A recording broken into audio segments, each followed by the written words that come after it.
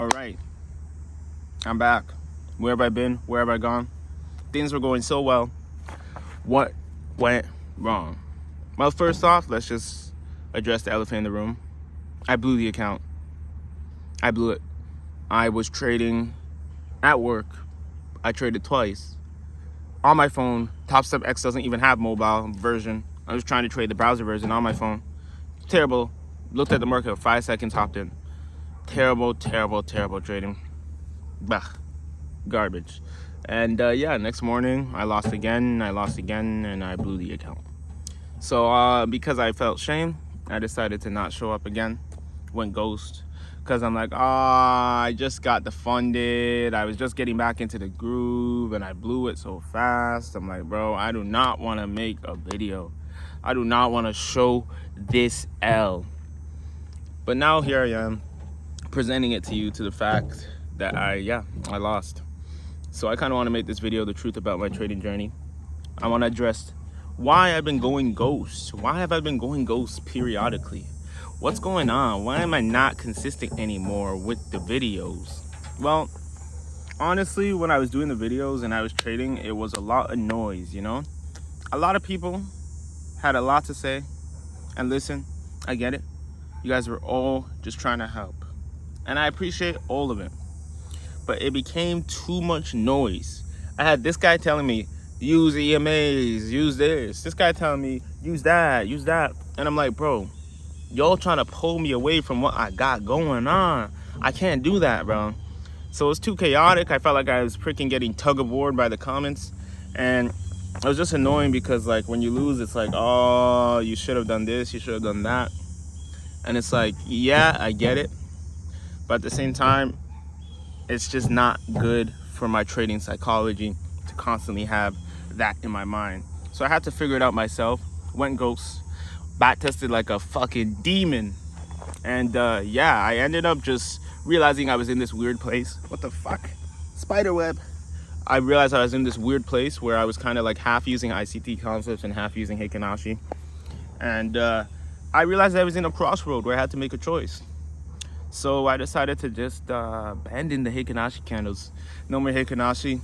And so I guess I kind of want to even go back into why I started using Heikin Ashi candles. Beginning of the journey, I started with ICT concepts. That was the first way I ever learned how to trade. But I didn't know what I was doing. I was kind of just on and off. I was just like, I just didn't know what the fuck I was doing.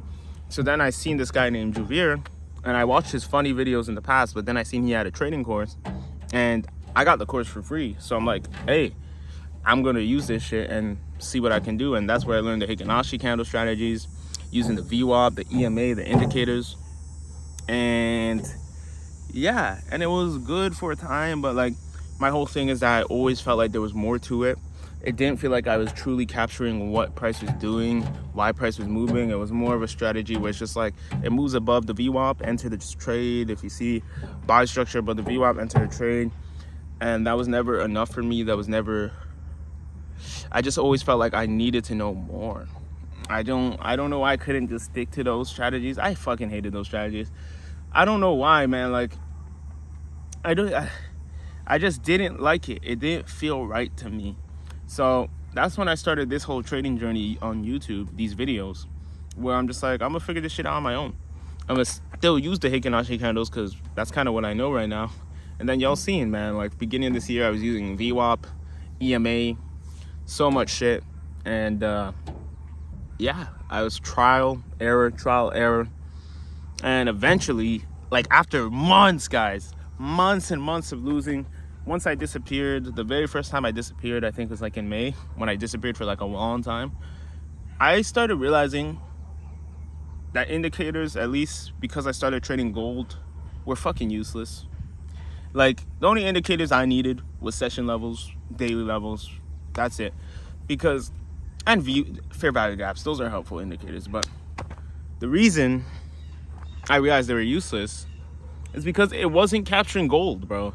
And I just happened to stumble upon gold. Like, originally I trade ES and NQ, but like for some reason on this journey, I somehow just ended up in gold. If you see the earlier videos, I was trading NQ and ES, but somehow I just ended up in gold and I stayed in gold. And when I was trading gold, I'm like, gold is not respecting the VWAP. Gold is not respecting like the EMAs consistently. So I'm like, bro, what the fuck is this thing doing? And me, as somebody who just doesn't like not understanding things, I'm like, bro, I gotta understand why it's doing this, bro. Like, I need to know. So then I just started removing all the indicators, and I'm like, it was so much more clear. The movement was more clear. The stupid rules of the indicators were locking my brain in a box, but when I removed the indicators, I was free. Because the indicators say, oh, above the EMA, now buys are safe. Oh, below the EMA, now sells are safe. Like, no. What the fuck is that, bro? And then once I freed myself from the bullshit of the indicators, I'm just like, bro, I'm seeing where buyers are. I'm seeing where sellers are. I'm seeing where buys are starting. I'm seeing where sells are starting. I'm like, bro, these EMAs are hopping in so late into the move, bro. These VWAP strategies, you're hopping in mid-move. No, that's not what I wanted. I want to be there in the origin of the move. So then I started looking into liquidity sweeps, into session levels, daily levels, and I knew about all this stuff, but I just need to know what the important liquidity was, what liquidity to target, when I can expect reversals. So then I started looking into that, and I'm like, shit, I always want to get in at the beginning of a move. I hate getting in midway. And now I know how to get in midway if I must do that, but I prefer not to. So most of the time, I'm never looking to get in midway, almost ever. And yeah, when I removed the indicators, I started seeing gold clearly. Eventually, I started figuring out like patterns I kept seeing again and again. Heikin-Ashi, this, that, sweep. Then I see a lot of manipulation after the sweep. And I was trying to figure out how I could enter the trade after the sweep safely. Because there's a lot of manipulation after a sweep. It's not just sweep, reverse, and then you're in. You got to kind of read the manipulation. But then I found a lens that helped me clear out the noise, understand where I can safely enter from most of the time. And yeah, but then when I found that out, there was another layer. I'm like, wait, I'm watching YouTubers, I'm watching traders like TJR, I'm watching other traders. And as somebody who understands the game, I realized there were some things that they were doing that I could add to my own way of trading. For example, TJR using the Fibonacci, looking for high time frame equilibrium as possible targets, because high time frames also need to balance out their orders. That's something I didn't really think about. So like all these things, like when price is creating liquidity, when price is sweeping liquidity, when price is balancing orders, when you start looking at it through that lens, everything becomes more clear. And now I am fucking yapping. But yeah, to fast forward, drop the Heikin-Ashi candles too. Went straight to normal candles. I didn't need to drop it. I could still be profitable with Heikin-Ashi, but I'm like, normal candles give me all the details. So I just prefer to read normal candles, because Heikin-Ashi candles can sometimes be misleading. So yeah, I came up with a super simple strategy. Like, it's actually, like, obviously you need context. You can't just hop in, but for me, it's simple as fuck.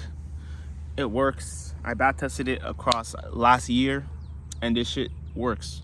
So I still need to tweak some things. I want to optimize it. I want to figure out what days I can go for more and what days I should go for less, because I want to become the best trader I possibly can. But if I just, right now, at least the 1 to 2 system is on point. Just hop in, 1 to 2, let it go. That works. So right now, as I'm figuring out how I can optimize it, I'm just going to run with that, the 1 to 2, let it run. But I want to optimize my entries. I want to see if we can figure out a system to even get 1 to 4 out of it. What entries, like, I just want to be better, you know? We just want to get better with the system. We want to optimize it. So probably after this, I'm going to back test some more months in the year. And yeah, I got to do a few runs, figure out the entries, the nuance. And that's what's fun, you know, optimizing strategies, creating strategies, improving them. I love that process so much. But yeah. So what am I doing today? Right now, I am a funded trader still. And you're probably like, how the fuck are you a funded trader? I thought you just blew your account. Well, guys, I blew the account. I took a break. I cleared up exactly what my setup was, so no more guessing. And I passed the challenge again in 4 days. Because I'm like, okay, like, once you pass Combine once, and you've traded as long as I have for months, it's easy to pass again, because you start realizing that you don't want to waste too much time on the combines, you know? Like, the combines are just a quick pass, and then you have 30 days, guys. You could pass the combine and you don't even have to pay for your funded account. You have 30 days to even pay for it. So you want to be in the position where you quickly pass the combine, and now you can slow down. Now you can optimize your strategy, and now you could re-enter when you're ready, pay for the combine, and implement your strategy, go super low risk, and you can learn while making money, is what I'm realizing. So that's where I'm at right now. My strategy is still being optimized. It works. 70% win rate across several months of freaking 70% win rate across a year. So that's good enough for me. It works. But it pissed me off because I'm like 70% win rate, and I was only going for 1 to 2, but there was a lot of times where I was taking the strategy and it was going for 1 to 4, 1 to 5. So I need to be able to read market conditions to know when I can start upping the amount we're going for. But for now, 1 to 2 is a good start. It's consistent. So yeah, pass the challenge, freaking go high lot size. Like like if you're just starting, don't do that. But if you've been trading for a few months and you're like the type of trader who's past, like on the edge of the end of break even, like if you're break even but you're on the end of the break even side, bro, just up the lot size and fucking pass the combine, bro. You probably have a strategy that works. You just need to add one filter and then like just pass the combine, bro. Because that's what I did. Yeah. So now I passed the combine. I'm going to just approach it in a way where I'm like, okay, I'm getting paid to gain confidence and consistency. So we're not going to risk anything crazy. We're going to go like $100 risk a trade, 100 to 200, or if we're going for 1 to 1, 100 to 100. And we're just going to stick to that for a little while. I need to have a set point where I decide when we're going to start upping the lot. Because the goal is to take a payout once we hit $4,000 on the account, so we can get a full $2,000 payout. That way we can have a good cushion. So when we get the payout, our account's not at the edge of getting blown, and we can keep the funded account growing, getting stronger, getting sexier, and thriving. So yeah, that's it, guys. I'm gonna be back. I'm thinking I'm gonna do trade recaps, because the live videos, I can't be consistent with those because like there's certain shit I have to cut, because I know nobody wants to watch an hour video, and I'm like, bro, I don't want to sit through this whole thing, edit the whole thing, and cut it and all this shit. So I'm just gonna screen record my session, not record me, and just so I see where I entered the trades, and then I'll just do a trade recap after. That's all I'll do. Trade recaps are better because then I can make it like more consistently. It won't be too long. And yeah, but you guys let me know, actually. Let me know what you guys think. Would you prefer the same type of style where I'm live trading, or would you prefer trade recap? Short, concise, I can explain the trade. But now that we have a funded account, it actually feels pretty good, because it's like I'm getting paid to learn how to be consistent now. So it doesn't feel like a waste of my time. And that's why you want to pass the combines, man. You don't want to waste your time on these shitty little combines, because it's a waste of time. So like honestly, if you don't feel like you have a strategy where you can up the lot and go crazy and like have a high win rate to pass the combine, then I would honestly recommend staying on demo. Because yeah, I learned the hard way. I freaking was practicing strategies on combines. I was practicing strategies through combines. So I was wasting, I don't even want to say how much money, a lot of money on several combines, when I could have just been demo trading it. But yeah, that also, still, there's nothing like the live markets, right? It's nothing like the live markets. Demo trading is not the same, but it's good to practice your strategy. And yeah, so that's it. We're gonna be back. I'm going to show the trades for the funded account. I won't be trading every day because I got work and I got shit I gotta do. But when I am trading, I'll probably do a recap. And yeah, also, Top Step was fucking with me this morning. I guess I should have recorded that. That would be kind of funny. They're freaking fucking with me, man. Like, I was going 750, right? Because I was only, like, I was less than 750 away from passing the account. It hits my take profit, 750, but for some reason Top Step only registered 714. So I'm like, what the fuck is going on? So I was like $20 off from passing the challenge. I'm like, bro, Top Step, what are you doing, bro? What are you doing? So then I had to try and find a little scalp to quickly hop in and make the $20. And luckily I did, but like, fuck, bro.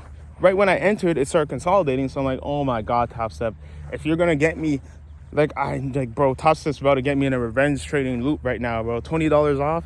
I'm like, bro, I cannot let this become $500 loss because I'm trying to get 20. So I'd start consolidating when I hopped in.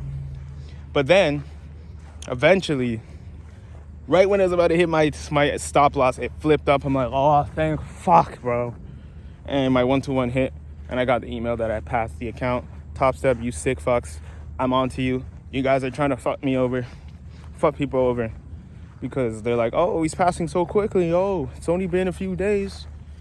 Hey, you guys should be bigging me up, man. Don't you want people to pass the freaking combine? So it's like, bro, Top Step tried me, bro.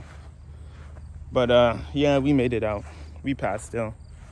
And yeah, well, you guys will see me in the next one when we're on the funded account trading.